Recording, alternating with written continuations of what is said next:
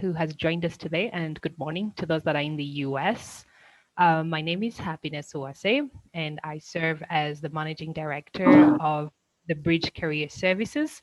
I would like to thank you all for making it to today's session. We are honored and privileged to have the State Minister joining us today, who is going to be discussing with us some of the things that he is doing. But before I start, I would like to tell you a little bit about what we're going to be focusing on today. Our topics will touch on a little bit about preparing youth for the future of work.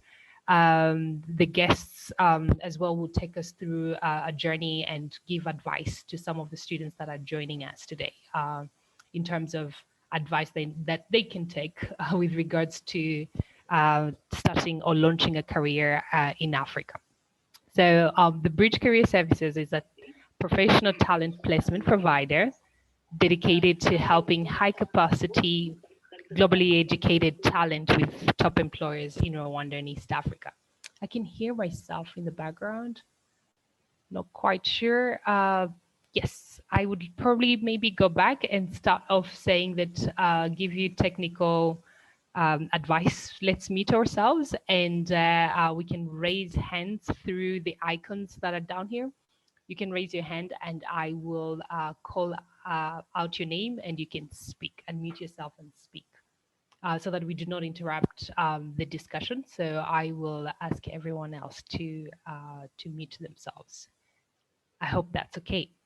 All right, I'll go back. I was saying that the Bridge Career Services, we're a talent placement provider that help the high capacity talent in Rwanda and East Africa to connect them with top employers.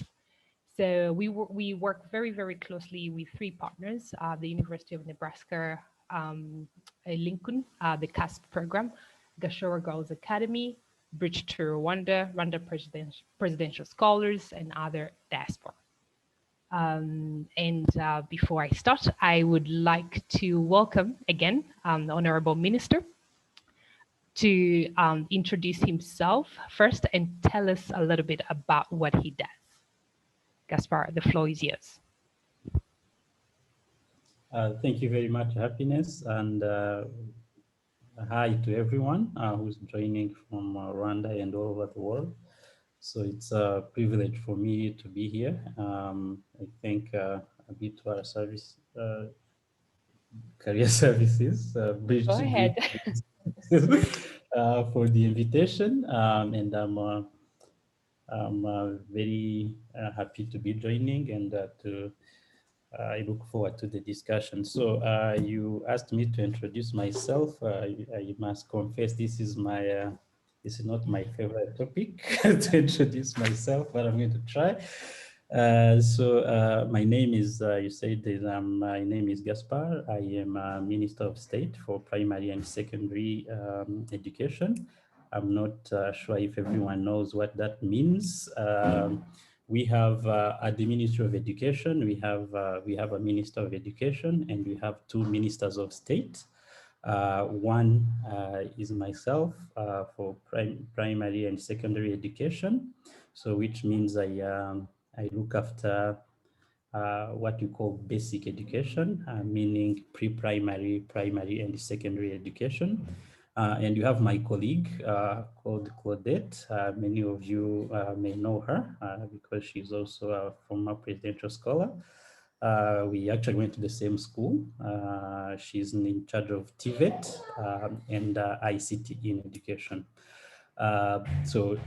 This is a bit of, what the structure at the ministry, so that, when you are talking about a minister of state, a minister, what that is.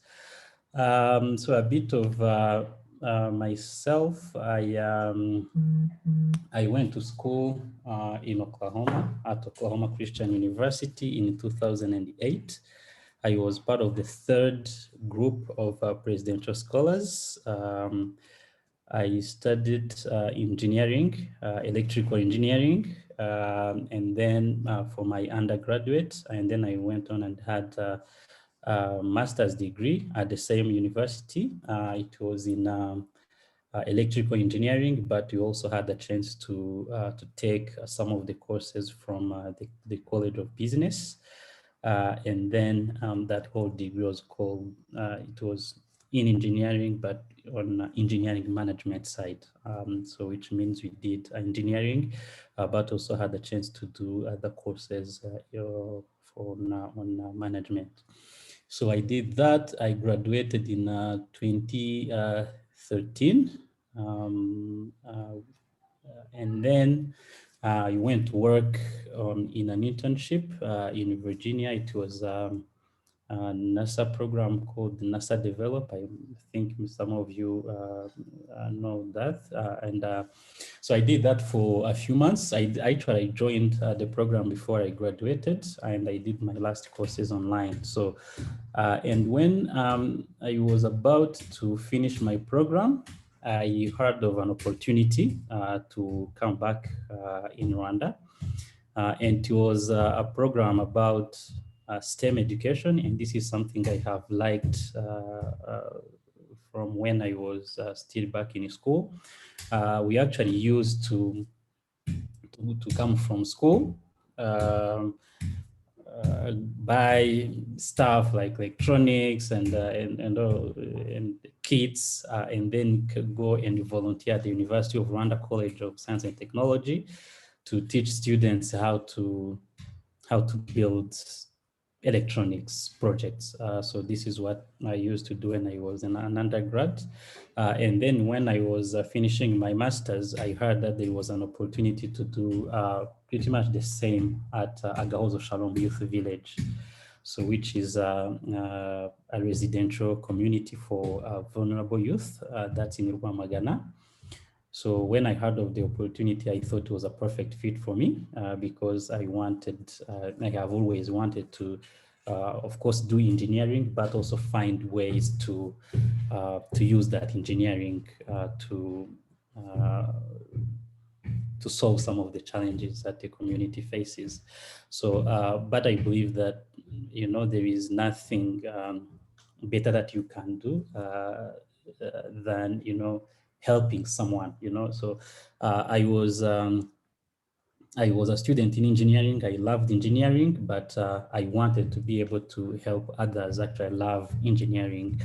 So this is why I took the opportunity. So they were kind enough to send me a contract when I was still back in Virginia. I looked at it. I liked what they were offering. So in terms of benefit, but I wanted to come home, so I took the chance, and then I came back. So I worked at Gahozo Shalom for almost a year, and then um, there was another chance for me to join something else that I also liked, which was policy in terms of, but policy on the science and technology part, because I was invited to join the National Council for Science and Technology. At that time, it was called the National Commission for Science and Technology. And I was offered to be a policy analyst in charge of knowledge transfer. So I thought it was a good opportunity because before I was teaching, I was helping kids learn. I was managing teachers, but then I thought that if I could now do almost the same work, but on the policy side, I thought that I would be able to have a bigger effect on what's happening, not only at Agahozo Shalom, but also elsewhere. So that was in 2014. I stayed at the National Council for Science and Technology for 5 years, and then I was again offered another opportunity to go and do, I may say, a bit of the same again, at now the President's Office in the Strategy and Policy Council. So I went there and uh, worked there for a few months. And then after those months, again, I was offered this chance to be the Minister of State in charge of primary and secondary education. So this has been, my journey or what I did after school. It's not a long journey, but it's been an exciting one. So now, in terms of what I do now, it's a bit it's a bit complex. I'm not sure if we have enough time to go Yeah. through all of that. But at the Ministry of Education, we are of course in charge of education in Rwanda. We are in charge of, as the ministry, we are in charge of policies and strategies in education. And I told you a bit about the division of labor in the team, the ministerial team there. So what we do is we develop policies and strategies to be able to deliver education or quality of education. So I joined the ministry in February, the end of February of last year. So which means in a few days I will have I'm not sure if I'm saying it. So it will be my full year at the Ministry of Education. But as you may imagine, it's been a very different year because um, now when we joined the ministry in February, as I said, and we closed the schools in March. So, which means sometimes it's a bit of a bad joke, an internal joke that we say, the biggest thing we have done at the Ministry of Education was to close schools. But this was one of the the first. Because we joined at that time when there was COVID, and then schools had to be closed. So schools were closed at that time. And then from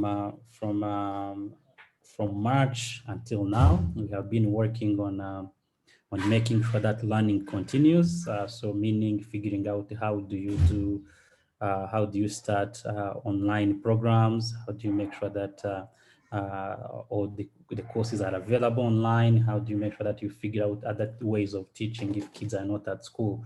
So we have been trying different things like TV, internet, cell phones, all the different things, and then all the different things. But you also gave us an opportunity to look at other things. So we have been working a lot on policies and strategies and the reforms at the Ministry of Education. And we have now on governance level, I'm sure some of those who follow education news know that we have now a few new institutions in the Ministry of Education. We have what we call NESA, the National School Inspection and Examination Authority, so which is now another agency that's going to take care of school inspection and examinations. And these are the things that were done elsewhere within the Ministry of Education. And you also have another exciting one called the Rwanda TVET Board. So which is an institution that will take care of technical vocation education on lower levels, because that we have schools that teach TVET at secondary level, but you also have those that do it at the university level. Those we call IPRCs. I'm sure many of you are aware of IPRC Kigali and other IPRCs. Those are university type TVETs, but you also have other TVETs that are on a secondary level. So this new institution will take care of that. I'm sure we'll also have a chance to discuss about TVET policy and why we had to make sure that we have those institutions in place. So there are also other things that we are doing at the Ministry of Education and to make sure that we get back on track because education has been hit very hard by COVID-19. So we are trying different things to make sure that we have or what's required to make sure that we get out of this COVID, and also try to build a path forward from this pandemic. So That's a very long story. Thank But you. Thank yeah, you. You answered some of my questions from your first answer. yeah. So I'm going to take you a little bit back. Congratulations on your upcoming first year anniversary in the Ministry of Education. So I wanted to take you back. You studied engineering abroad on a scholarship and decided to return. And support a community. You did not start off as a minister. You started off by volunteering. What inspired you to come back, and what would you tell your fellow Rwandans that are doing engineering?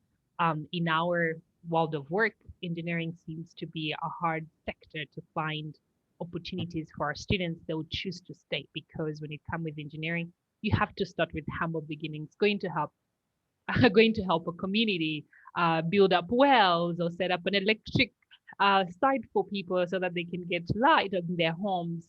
But really figuring out where the opportunity, what inspired you to say goodbye to the UOAs and come and help a community? Uh, Thank you again. That's so when I was in the US at school, um, I stayed connected with what was happening in Rwanda and whatever I liked. I told you that I liked education, so I stayed in contact with the University of Rwanda. So I was talking to students on a regular basis because this is what I liked. And when it was time for me to leave the US and come home, to me it did not sound like a big decision, right? So because it was rather it was a more of a natural path for me to come and do what I intended to do. Sometimes I don't even call it coming back home because I consider myself as someone who has always been home, even when I was at school in the US. But again, what I want to touch a bit on what you said about opportunities in engineering, because when I was considering coming back, all my colleagues were telling me, so there's nothing for you to do in Rwanda. So you were just now you forget engineering, forget about what you studied here. So you're going to start a new path. And to me, that was not a problem or for me because I have always considered engineering as, if you ask me to define engineering, I would say that um, it's a way for people to learn how to solve problems, right? So if you are an engineer, you are essentially a problem solver. And I So anything that you can put in front of an engineer, they will be able to figure it out. So that's actually one of the verbs that that I liked when I got to school. I could not speak English, but everyone was talking about figuring out stuff. Figure it out. This is every time I would ask my professors a question, they would be like, figure it out, right? So and then I was like, okay, so what's figuring out stuff? So, and then this is how it became one of my favorite verbs. But again, in engineering, I think it's just an art of solving problems, figuring things out. So, as you said, if you are an engineer, then you should be able to solve problems, right? So, and that problem for instance, I went to school in my degree is in electrical engineering. So, if I was to think in a narrow way, then I would say any problem that doesn't involve voltage, doesn't involve wires, that doesn't involve chips, is not my problem, right? So, but I don't think that's how engineers think. So, when I looked at some of the problems that were out there, I thought education, or more specific, STEM education, was the problem that I wanted to solve. So this is why I decided, I would come and try to figure out how to solve that problem.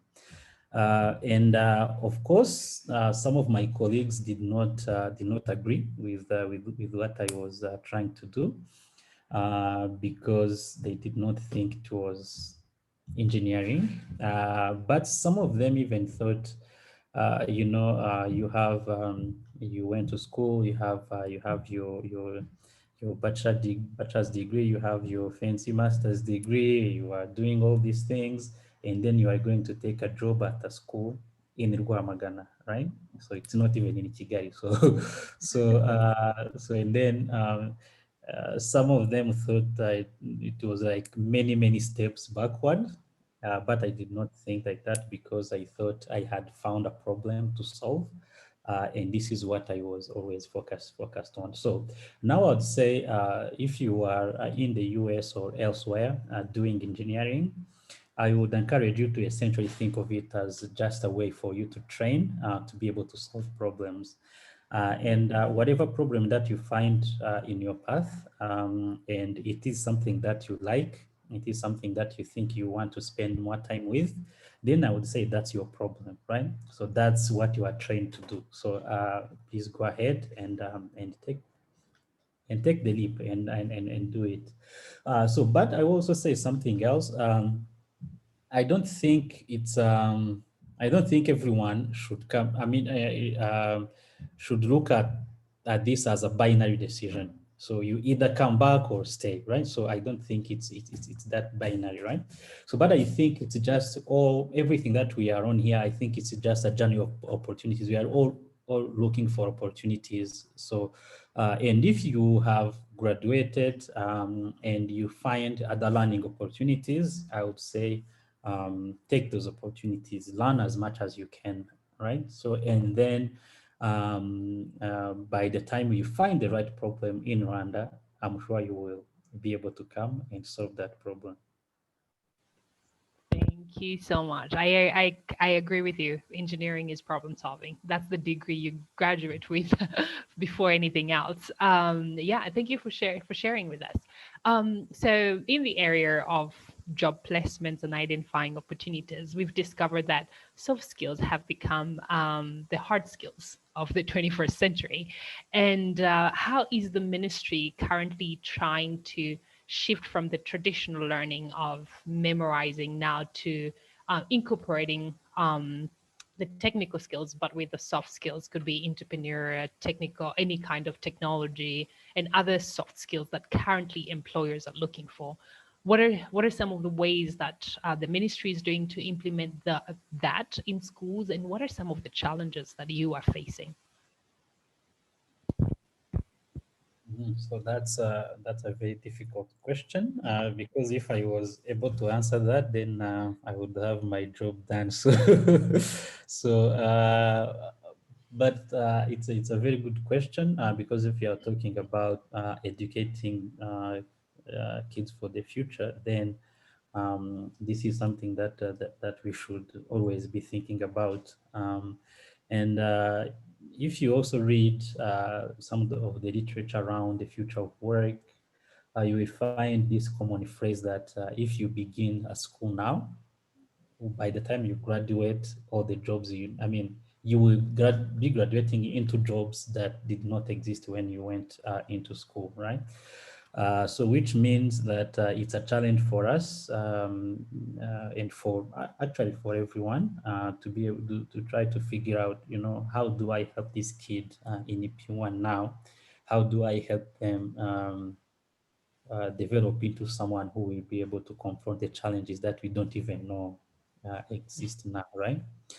Um, which is where all these so-called 21st century skills come in. These things about communication skills, problem-solving skills, all these things. So, but these are the things that uh, are actually, if I may say, at the heart of what we call the competency-based curriculum that we have now. Um, at least that's the idea behind that.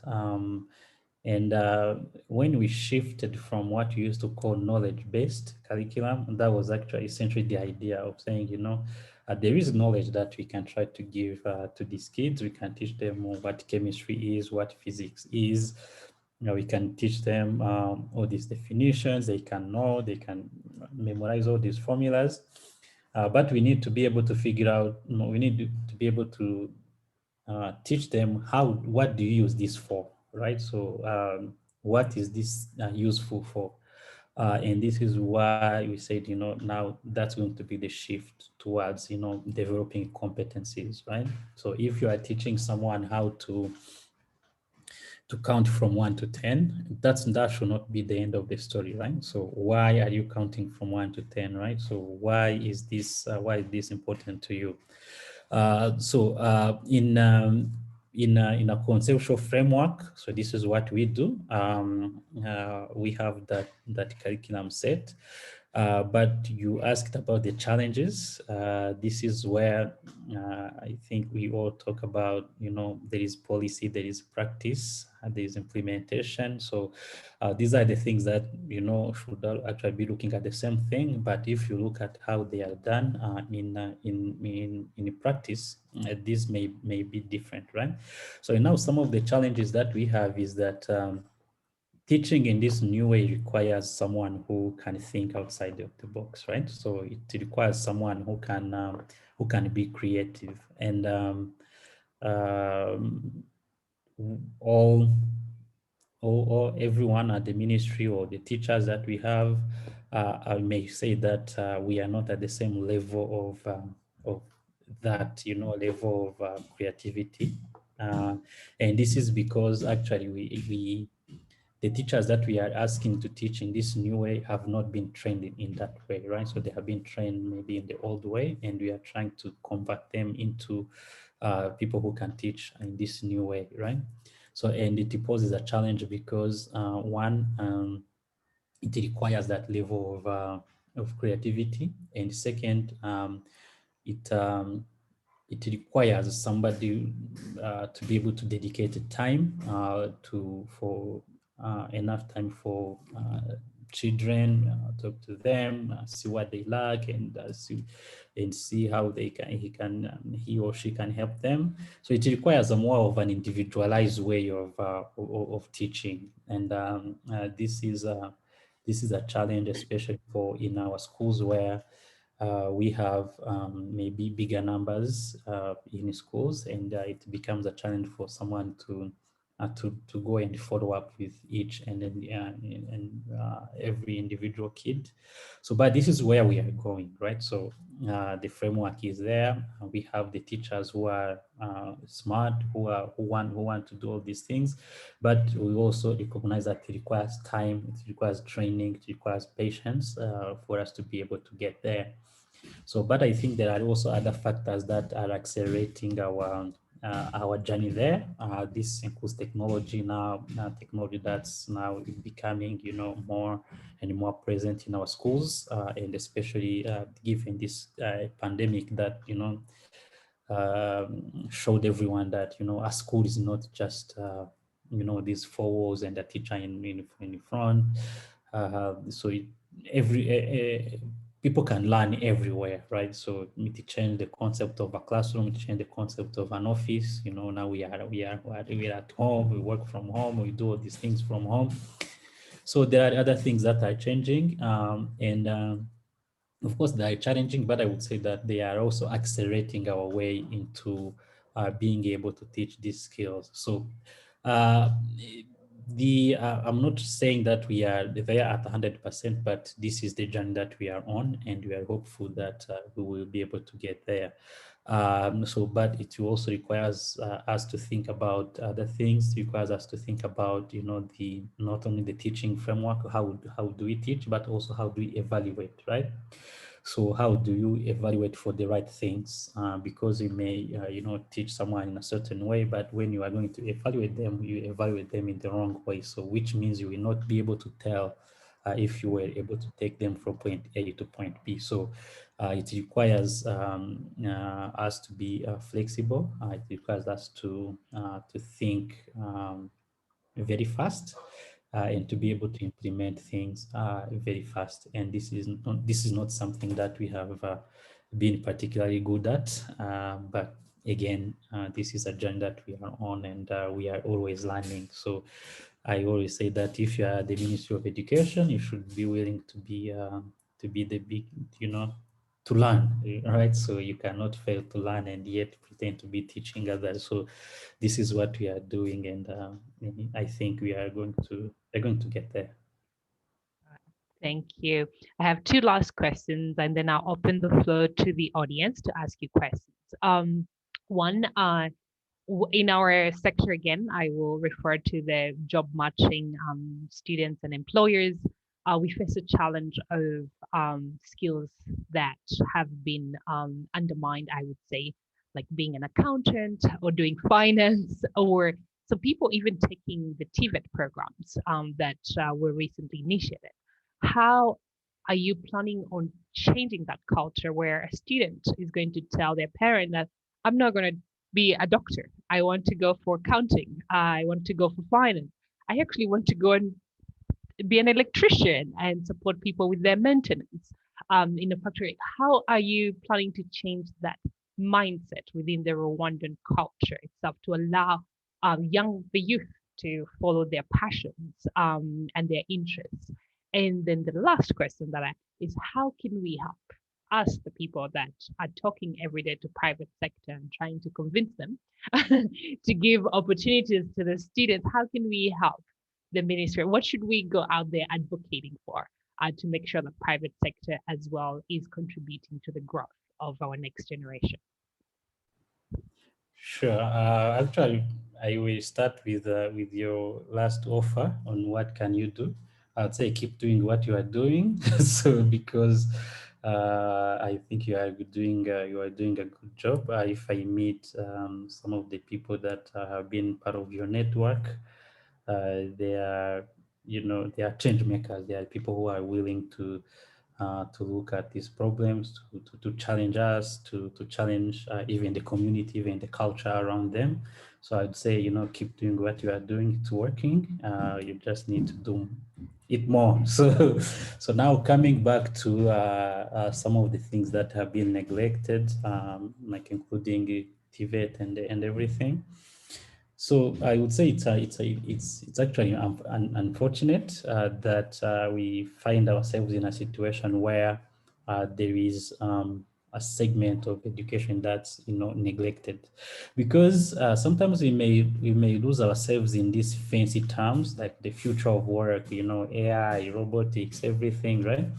So, but if you think about what's going to be here in the future. Uh, to me, sometimes I don't think it's going to be, something too dramatic. There are new jobs that are going to just come out of the blue and be there. So we will still need houses. We need still we still need plumbing, right? So we still need all these things that people may tend to neglect. But what I would say is, I think is coming is that there will be new ways of doing those things, right? So maybe there will be, new ways to build houses. There will be new ways to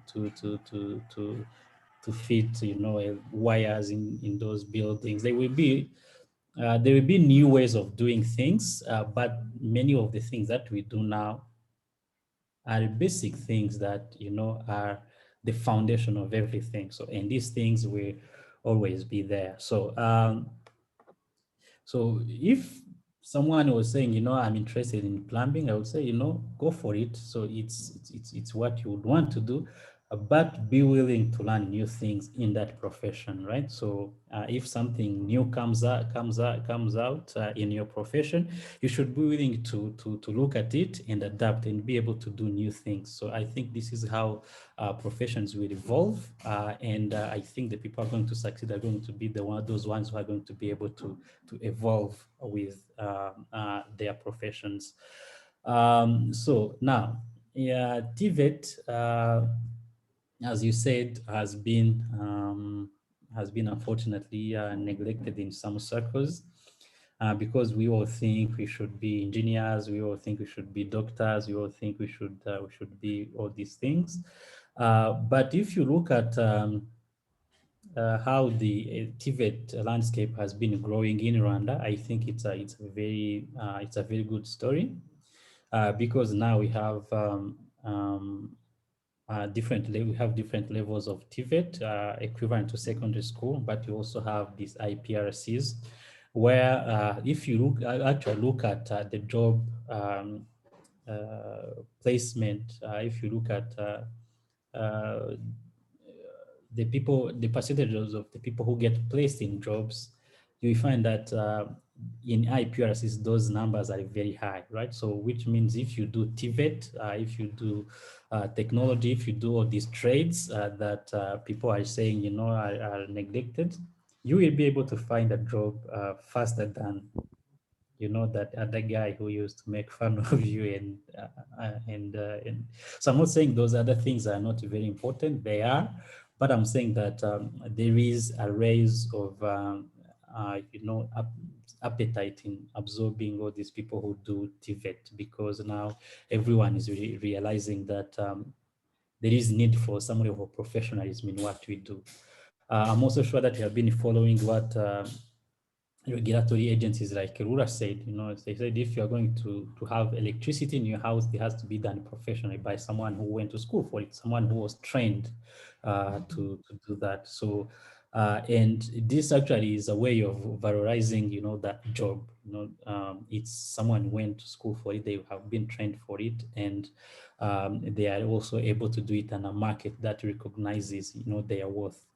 So I would say this is something that's very positive, and also it has been happening even in policy, right? So as I said, I have my colleague now who is in charge of TVET, right? So she's in charge of TVET, she's in charge of making sure that we have the right policies in TVET. She's in charge of making sure that we have that TVET is respected and also valorized. And also we have been working on different ways for these people who go into TVET. We have been working on ways to make sure that they do not feel left behind. And this goes even with simple things like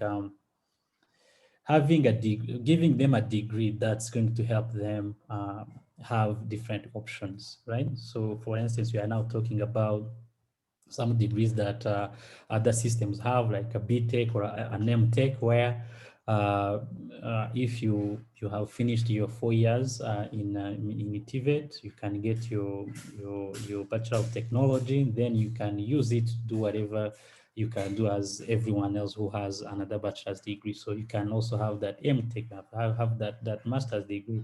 And this is not something that was there before. So, but we also want to make sure that if they go there, they feel that they are not getting inferior degrees. So, and we are also trying to work on different things, like even like incentives that these students have. For instance, if you look at the cost of TVET, it's very high because compared to general education at the same level.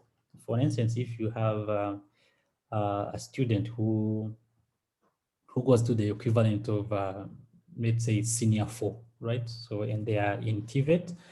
So, maybe let's say they are doing mechanics, so they are learning how to fix cars.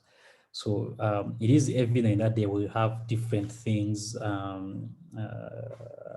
to practice on. They have cars, they have other things and those things are expensive, and this drives the cost for TVET higher than those who go into general education. But there is a conversation now that yes, that is expensive. They have to use other things that those in um, in general education don't use, but that essentially translates to a bit of a TVET tax that you place on those students, right? So because now we are making their education even more expensive. So we are saying, come into TVET, but at the same time, we are making it more expensive, right?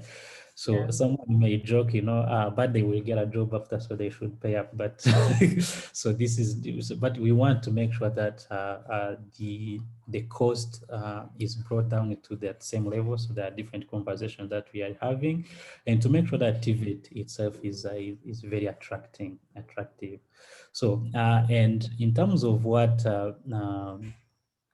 now these people can do, like the people that we always work with, like these accountants or these technicians, or all these people who want to go into this job market. I think one of the things that we should all focus on is to actually help these students or these graduates to actually raise their level of confidence, right? So because they have the skills that most of us don't even have. So they know how to do things. So and they are doing things that the actual market needs, right? So they should be able to have that confidence and actually do not accept themselves that to be in that box that some of us put them in, right? So I'm saying that there is a journey for us to make sure that TVET is respected. It should be, uh, but it's going to start with the students themselves, those people in that profession itself, and also like something like the bridge, like who are you guys who are into career services now. Uh, these people should be actually, shown that they are doing something that's needed, right? So they are doing something that um, actually not many people can do. So not many people can become very good accountants. Not many people can be very good technicians. So they have their niche, and this is something that they should be very proud of, and this is something that we are all proud of. So I'm saying that we are now it's a bit of if I may say, it's a bit of a campaign that we all should be on, and to make sure that these trades are respected because they are needed, and the students who choose to do them, they are no different than anyone else, right? So and even so that this is on the side of the people in career services and also on the students, but also on parents, right? So parents also should understand that uh, students should be supported in whatever they want to do. So if someone says, I want to be an electrician, so it's because they are very passionate about it.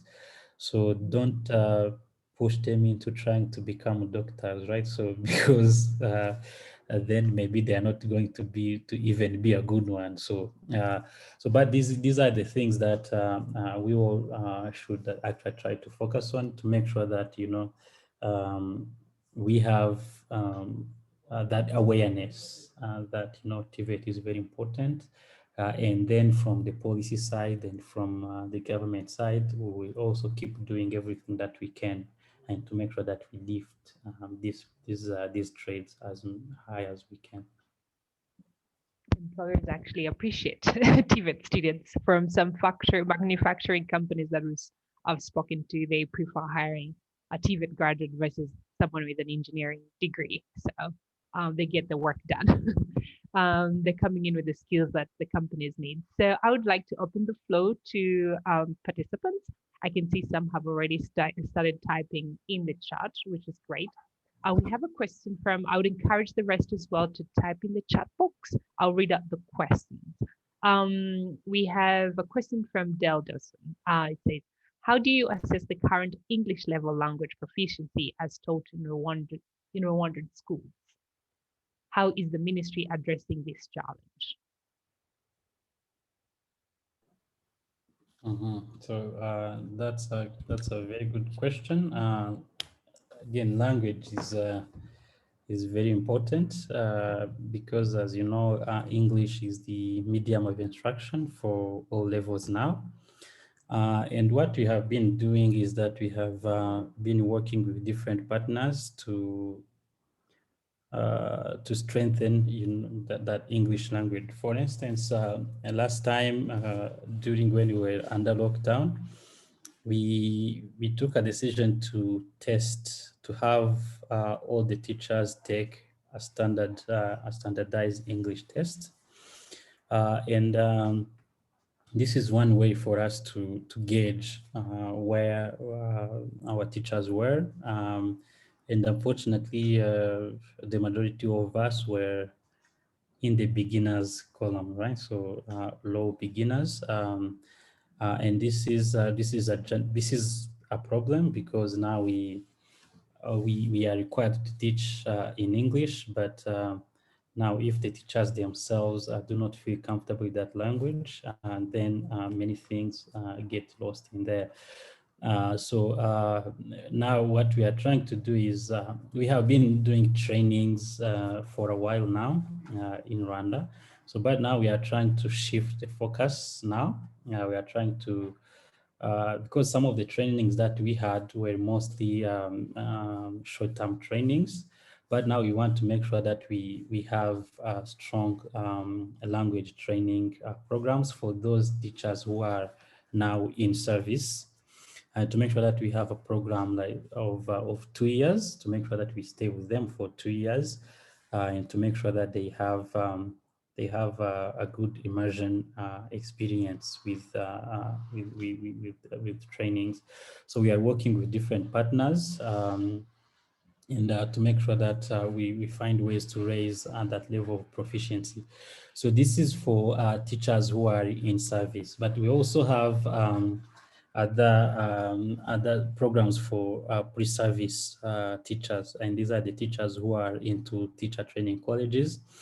And we want to make sure that the same program that we do for in-service teacher, but we give it to the pre-service teachers, but we start very early, right? So for instance, if you register in teacher training college, we want to make sure that once you get there, we put you on that program to make sure that by the time you graduate, you are at least on that level, that you are at least a B level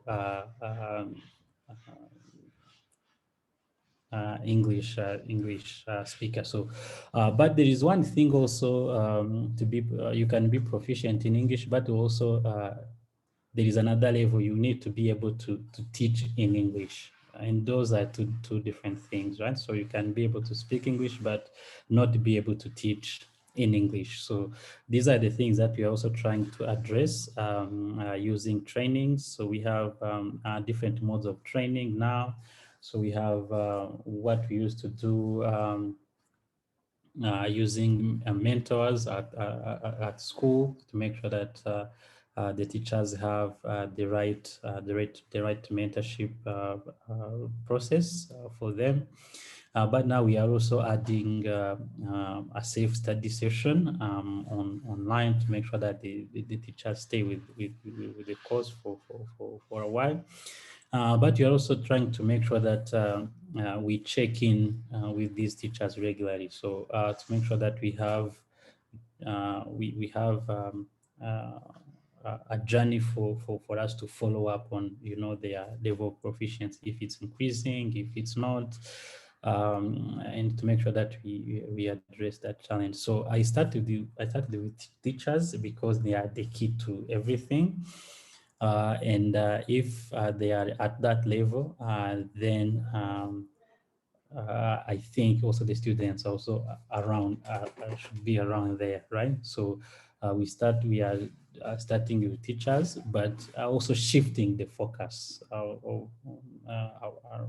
from what we used to do, like with this very short trainings into like this longer term trainings where we want to stay with the teachers longer, and to make sure that we give them the resources that they need to be able to not only speak English, but also be able and comfortable to teach in English.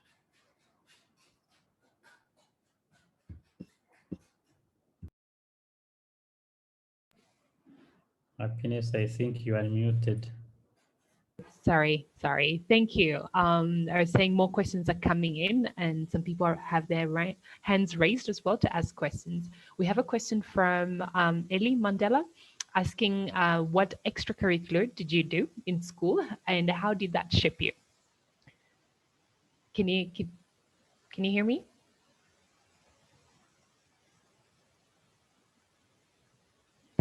Gaspar, can you hear me? Can you repeat that, please?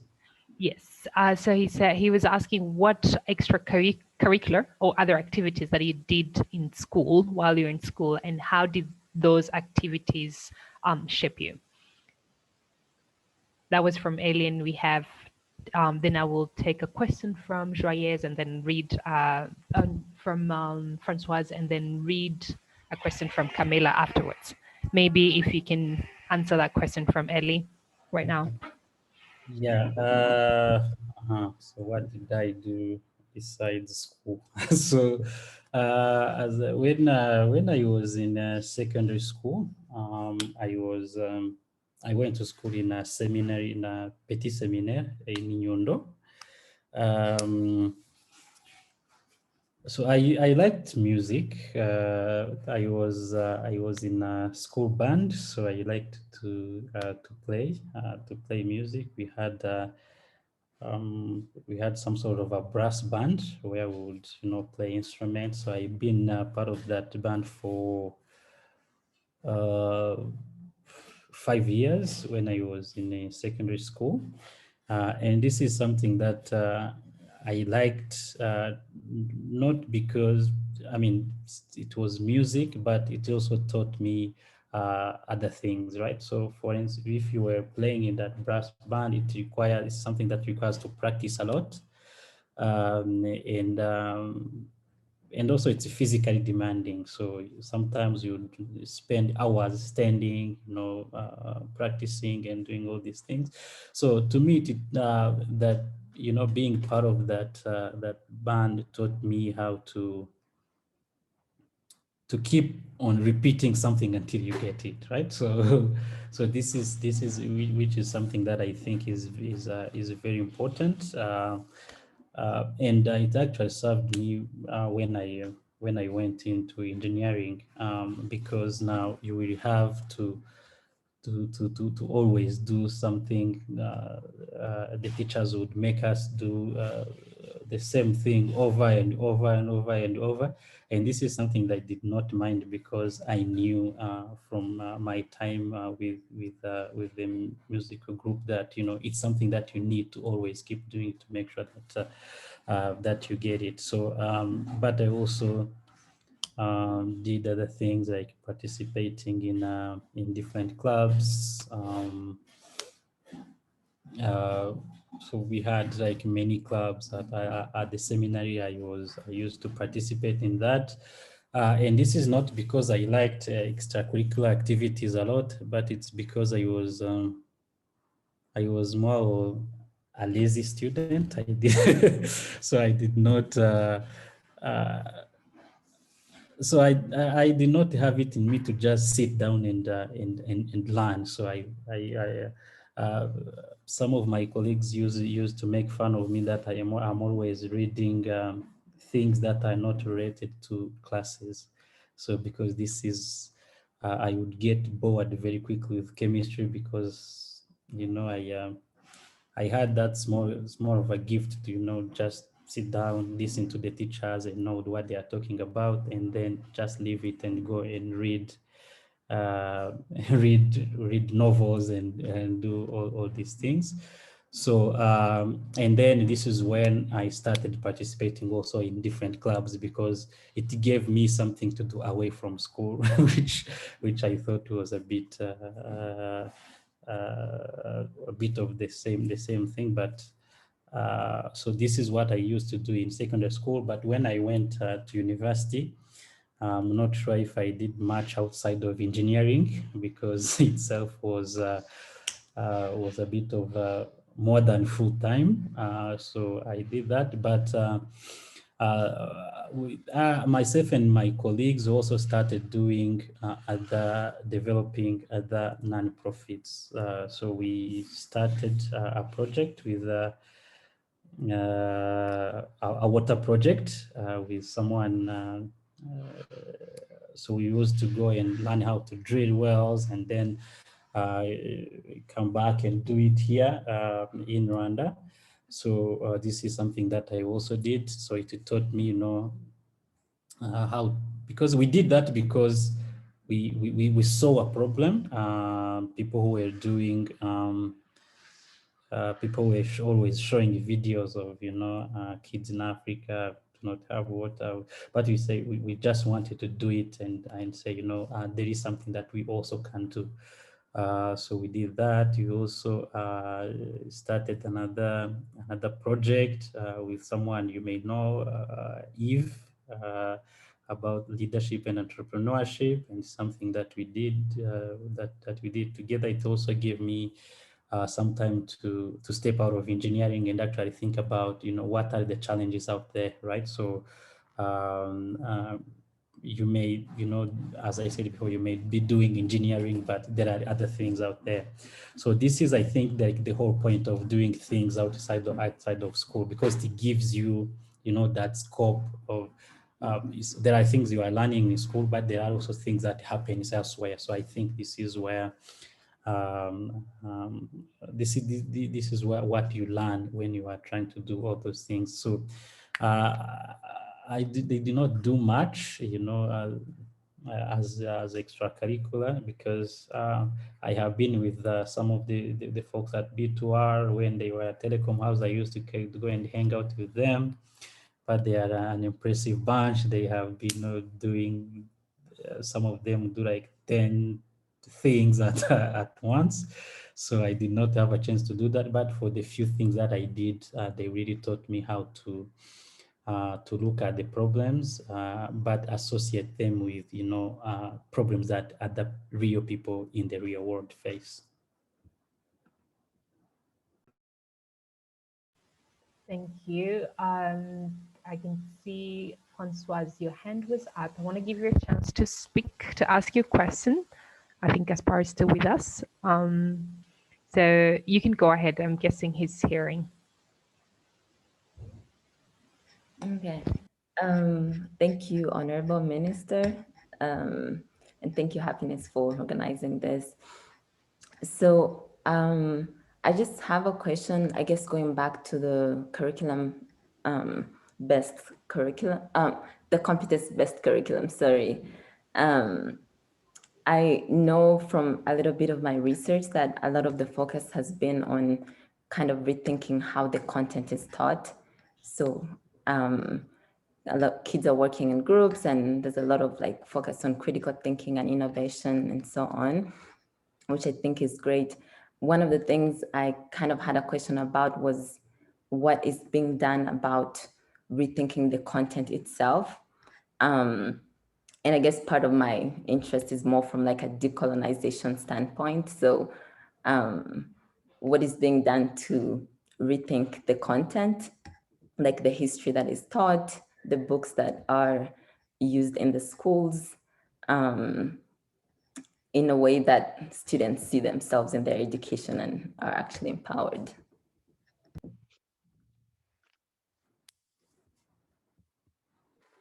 Thank you very much, Francoise. That's actually a very good question about content, and this is something that's actually very huge. If you think about, especially on things like history or citizenship, and it is something that we need to make sure that it's very good on content, but also it inspires that sense of belonging as a Rwandan and as an African, because we can do all these things. We can teach chemistry, we can teach physics, we can teach engineering, but if the student is not taught to value himself or herself as an African or a Rwandan, then there will be there'll be no support for all these things that we teach them. So I agree with Francois that, content is very key, and this is something that we are actively looking at, because even if you look at our kids get some of that in courses that we call social studies. They are because of different levels. Some do social studies, others do history. But if you look at that content, some of the content that we have needs to be reviewed. So things to be reviewed. And also this is something that is core to the education policy that we are also reviewing, right? So the first principle of that policy is to train Umunyarwanda, right? So a Rwandan that has, that sense of belonging, that has that sense of being a Rwandan, being an African, and everything else stems from there. So I feel like I'm talking to, I'm telling you about all these principles, but I'm sure you want to know, what exactly is it that you are doing, what content are you reviewing, and so. But I would say that this is a journey that we started different conversations, because we do not even want, as the Ministry of Education, to only be in charge of that content, right? So because we have different other setups that are actually better equipped to be able to deliver that better than ourselves, right? So about Itorero ry'Igihugu, and this is a platform where these values are taught, and these values are where we train our kids to think about that most of the time. And this is where we are going to work with them and to make sure that we have the right content, but also we have the right programs in schools, right? So we with the implementation of the policy that we are reviewing, so this is something that we are going to always focus on.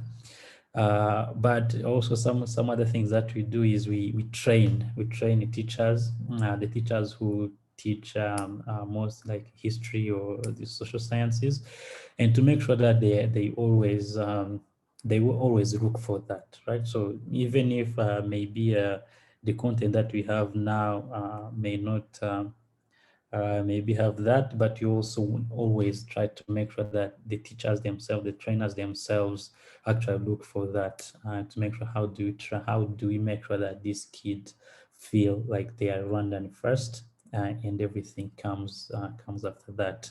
So, but again, I should not be talking to you alone. I should not be one way. So I would like very much to talk to Francoise about, what ideas she may have in what do we improve and how do we improve it, and actually even have her help us, improve on that content. So, but this is to tell you that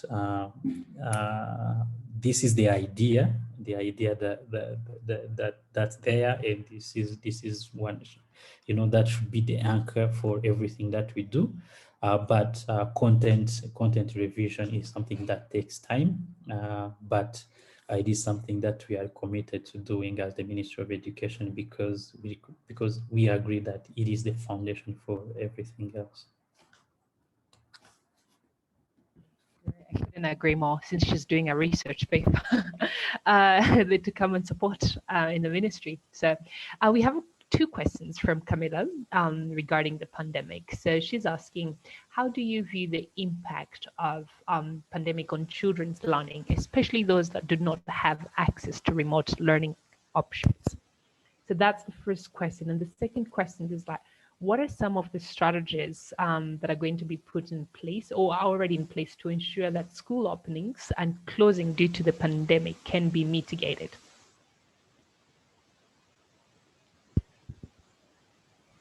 So those who know Camila, she's my colleague at the Ministry of Education. So Yeah. So she chose to come here and ask me questions, but so these are the questions she should actually be answering. But again, this is something that we are going to. This is something that we are always discussing because we know that even when we were spending money and time on remote learning content, we knew that it was not going to reach everyone. So that's a sad reality. Uh, but we sought to do it because um, those who could have access should not have been denied to have that access, but also it's strengthen the sector itself, you know, to make sure that we prove our sector that if something like this happens, maybe we'll have developed the skills and the methodology to be able to have remote learning content. So what we are doing for these kids who did not have access is that we developed what we call a remedial learning plan, and this is to ensure that we detect some of the losses that that may have happened in schools, and once we have detected those losses, to make sure that we have that remedial plan for those who may have missed or may have regressed during this period.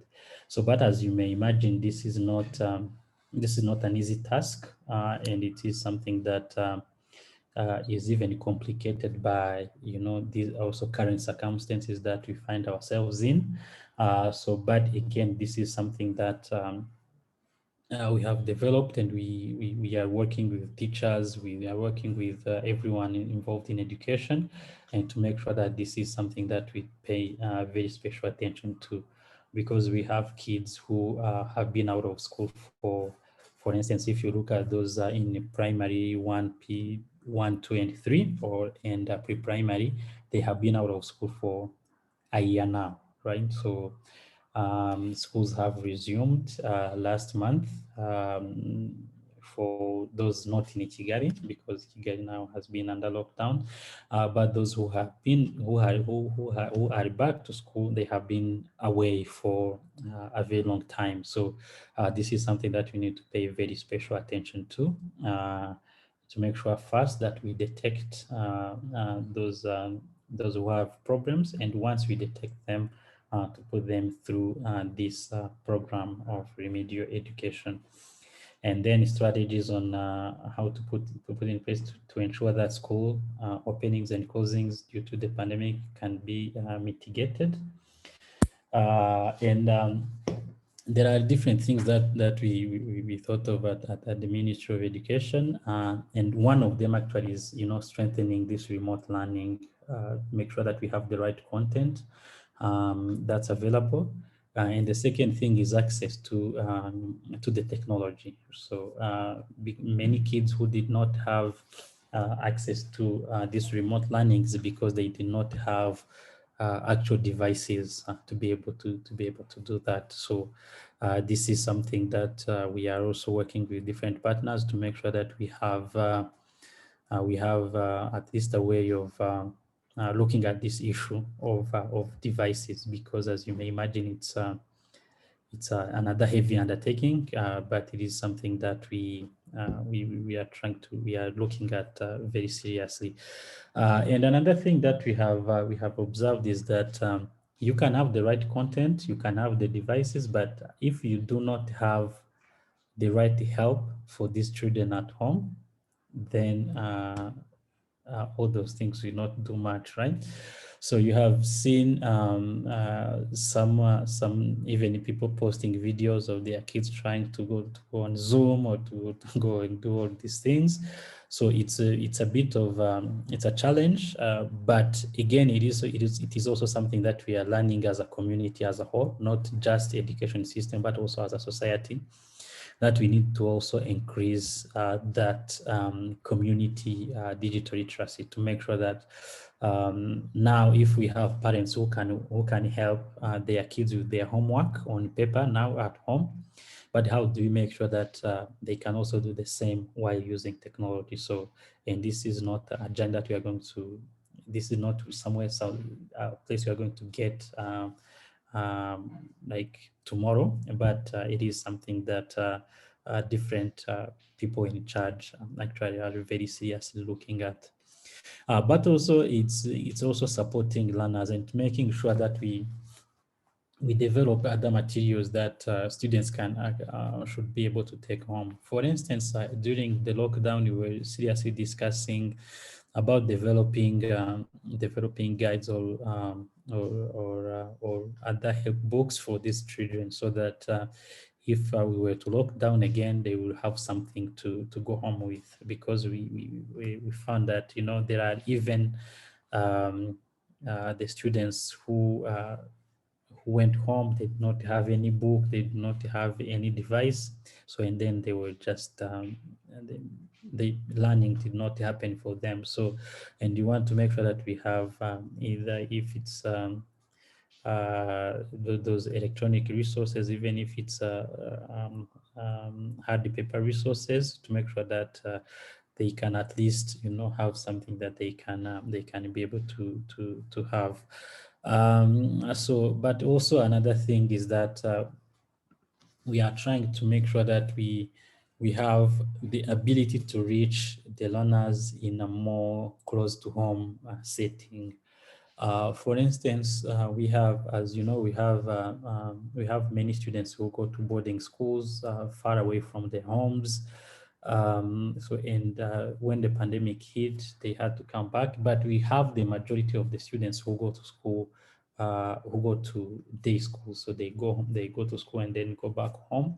But when the pandemic hit, we did not have a specific way to reach those students even closer to their homes. For instance, maybe in the future, and this is also something that we learned from the people from West Africa. They said when they were hit by Ebola, they had, they have developed different ways to reach the learners while they're at home, and to make sure that they have, that help they need. For instance, if there is of course, people can be under lockdown like the one we were under in Kigali. So, but you could have movement within Kigali, right? So, and maybe when we were under lockdown, also like last year, they could have like one umudugudu under lockdown, right? So, and then the question becomes, if you have students in that umudugudu and they cannot get out of that umudugudu to go somewhere else, what can you do? How can you identify the people who can be of the help within that umudugudu where, a movement can be allowed? So these are the things that we are all looking at, but always as these things, there's no perfect solution, and we are always learning. And I hope that you will give us ideas, the ideas that you may have in that regard. And I'm also sure Camila will also look at this again, and we'll discuss it at work. Thank you. All right. We have so many questions coming in, but I want to be very respectful of your time. We've already passed up to 18 minutes from the time you committed to. So I really want to thank you and thank everyone. I'm so sorry if I did not read out your question. We want to let honorable minister as well to have some family time this evening, or still sit down and put together strategies on how Kigali is going to go back to school, the students. So we want to allow him to have that time again to go back to other engagements. I want to thank you so much for your time and everyone who has attended.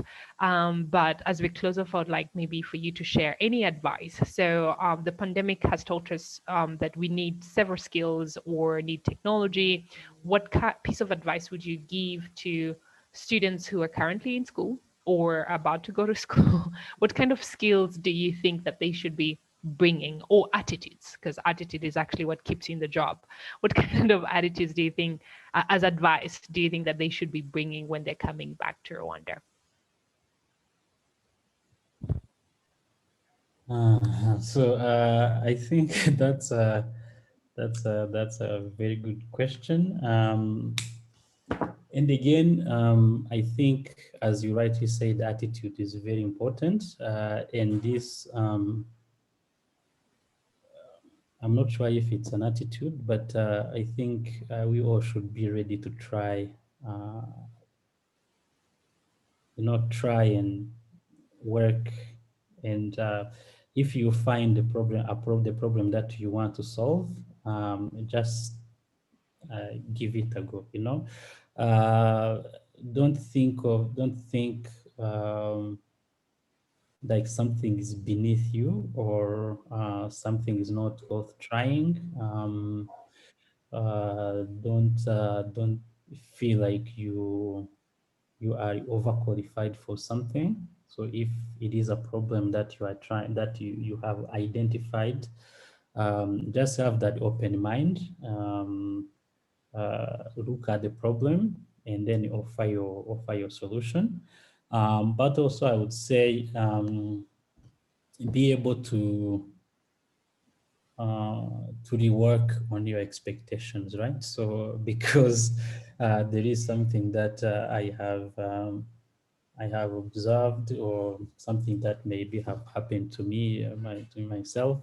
Sometimes we can go to school, we can go to all these fancy places, and we pick up a few things, which is not bad, but sometimes that idea of pushing for those things that we have picked from school, can actually prevent you from doing the work. So if you are not open-minded, if you are not looking at things in the right way, so somebody may argue that you should not give up. You should actually keep pushing for for things to happen your way. But that I don't think that is the right the right attitude. So I'm not saying that you have to tolerate things that do not go right. So for instance, I'm going to give you a very quick and funny example. For instance, you may find someone who is not giving you the right service, right?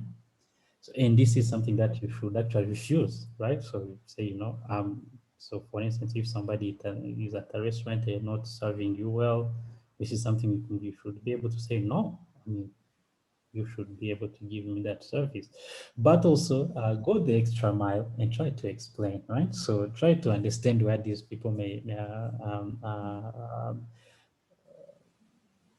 be thinking, right? So try to empathize. I mean, try to understand, what is it that these people may be thinking about, and then trying to say, no, this is not what you should be doing, but and Yeah. then try to contribute something. Just do not show them that maybe you know something better, but you should do that, but also try to go the extra mile. So because I think if you are given these opportunities to go learn and explore, right? So when we come back, I think even the society expects us to go that extra mile to try to offer what we have learned, not to just criticize what's there, but also to try to understand the context, but also to try to offer solutions. So this is what I would say. But also at the same time, for instance, those who are coming for jobs, again, be flexible, right? So uh, be flexible. So if you are offered an opportunity, just use it as a way of training you, even training yourself. So use it as a way of getting to know everyone, settling back, meeting people, learning new things, and try to get back. Sometimes we may come back and leave a piece of ourselves there. So, try to get your whole yourself back, and then and later on you can try other opportunities if they show up or not. If they don't, you can keep doing what you are doing. So, but I would say like the biggest thing that we all should adopt is for us to to be flexible, to be understanding, but to also be able, also accept to learn. We were given these chances to go to these schools, but it doesn't make us better than everyone else. It definitely doesn't. Uh, but I think what it actually gives us is actually a chance to know what we don't even know, right? So because it opens you up to different ideas, different opportunities, and you get to know how there is so much that you need to learn and explore. So when you come back, I think this is the spirit you should come in. You should come in that spirit of saying, I'm going to learn, I'm going to do all these things, I'm going to better myself, I'm going to know as many people as I can, I'm going to try to contribute as much as I can, but also I'm going to be able to take in some of the things that I may have missed, because if you go there, the people that stay here doing other things too. So you go acquire knowledge, they stay here acquiring knowledge. So once you come back, be ready to exchange and learn. And maybe another thing, that there are other people who come back with no jobs lined up, and they come down here looking for different opportunities, and do not be afraid to even offer your services to people, right? So, for instance, I met someone who said, I heard that you work at the Ministry of Education, so and you are doing all this remote learning. I want to help you do some research, right?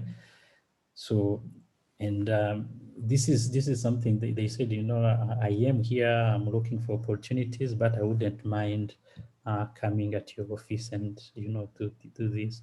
I'm not saying this because I want your help, but of course I do. But so if you do not have that something lined up for you, do not go and sit home, but, find ways to just, offer your services, because if you do that, then you will get to meet people, you get to actually even figure out if you like what you are doing or not. So I mean, as you said, we are out of time. I could talk about some other things, but I think that we will get another chance. And those people who have written down their questions, I hope that we may get a chance to discuss more, and um, uh, we also give you my contacts. If you want to reach out, please do. So I know I will reach out to Francoise for to continue our conversation. And someone called Ellie has been writing yet in the chat box and trying to continue the conversation. So please feel free to email me, to send me messages so that we can continue this conversation. So I hope that I did not there are things that sometimes they make fun of us nk'abanyapolitiki. So I hope I was I hope I was You were real. I was not politicians are real too. So so yeah, anyway, so this is just me telling you that, I am always open for suggestions and for ideas. So, and the things that we are doing are not They are not, so if we put together a policy or a strategy, or if there is an idea that we have, doesn't mean it's the right one. It doesn't mean also it's the one that needs to be done. So we are here to learn, and we are here. So the only difference when you have a job like mine is that you have to learn very fast, right? So you have to learn very fast. You do not have a whole year to figure out something. So which means having the quality ideas is very key in this position. And I think that you have all the good ideas, you have the right ideas. So this is why if you have ideas, please reach out and let's discuss. So other than that, just want to thank you for your time. Thank you. Thank you so much. Thank you to the ministry as well for allowing us to have you for this whole 1 hour and a half, to your wife as well, that you could have been spending time with your family, but you decided to spend time to share with us your knowledge, your experience, and the humility that you demonstrated in every answer. Especially that is a thank you as well from Ellie, saying that thank you so much. We appreciate you and the ministry and everyone else that has showed up on this call. And I would like to say that this is the end of our call. I'll be happy to share contacts. Please reach out to us, and we will connect you directly to the minister. Let us know your interests, questions that were not answered, and we'll be happy to connect you. Thank you so much, and have a great evening. If you're in Rwanda, if you're abroad, good day. I think if you're in the US, have a good day. All right. Have a good evening. Bye-bye. Bye-bye. Bye. Thank you.